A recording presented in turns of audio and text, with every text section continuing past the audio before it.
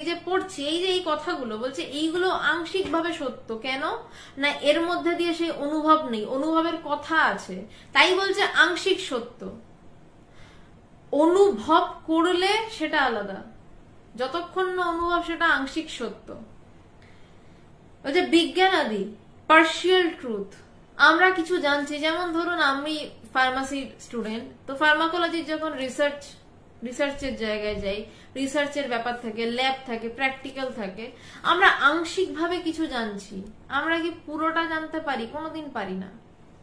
একটা পার্ট জানি, পুরো সার্কেলটা আমরা জানি না। আমরা পুরো সার্কেল তখনই ক্লিয়ার হয় যখন আমার ভিতরে জ্ঞানের স্পার্ক হয়, তখন ক্লিয়ার হয়। তো তাই বলছেন যে দর্শন বিজ্ঞান আদি আংশিক ভাবে সত্য, উহারা সেই জন্য পরমার্থ তত্ত্বের সম্পূর্ণ এক্সপ্রেশন কখনোই হতে পারে না। বলছে দর্শন বিজ্ঞান এই সমস্ত কিছু পরমার্থ তত্ত্বের, পরমার্থ তত্ত্ব মানে সেই জ্ঞানের কথা বলছে, সেই পরম অর্থ, তার যে তত্ত্ব, তার সম্পূর্ণ প্রকাশক কখনোই হতে পারে না। কারণ যা সবকিছুকে প্রকাশ করছে, যার প্রভাবে সবকিছু প্রকাশিত, তাকে কিভাবে প্রকাশ করবে? যে আছে বলে সব প্রকাশিত, তাকে তো প্রকাশ করতে পারবে না, সেই যদি নিজে না প্রকাশিত হন। বলছে এই জন্যই পরমার্থের দিক দিয়ে দেখলে সবই মিথ্যা বলে মনে হয়। ধর্ম মিথ্যা, কর্ম মিথ্যা, আমি মিথ্যা, তুই মিথ্যা, জগৎ মিথ্যা।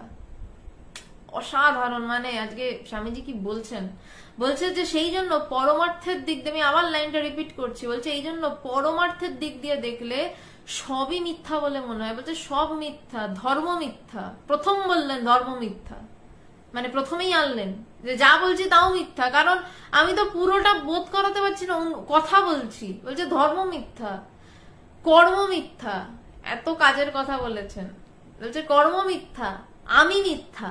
স্বামীজি নিজেকে নির্দেশ করতে বলছে আমিও মিথ্যা। স্বামীজি যদি নিজে মিথ্যা হয় তাহলে অটোমেটিক্যালি শিষ্য মিথ্যা। বলছে আমি মিথ্যা, তুই মিথ্যা। বলছে আমিও নেই, যেখানে আমি নেই সেখানে তুমি কি করে থাকবে? আমি নেই মানে শিষ্যও নেই। বলছে জগৎ মিথ্যা। তখনই দেখে যে আমি সব, আমি সর্বগত আত্মা। আমার প্রমাণ কোথায়? আমার প্রমাণ কোথায়? আমি শাস্ত্রে যেমন বলে নিত্য মসমত প্রসিদ্ধাম, আমি ওই অবস্থা সত্য সত্যই দেখেছি, অনুভূতি করেছি। তোরাও দেখ, অনুভূতি কর, আর জীবকেই ব্রহ্মতত্ত্ব শোনাগে, তবে তো শান্তি পাবি। এই হচ্ছে যথার্থ গুরু।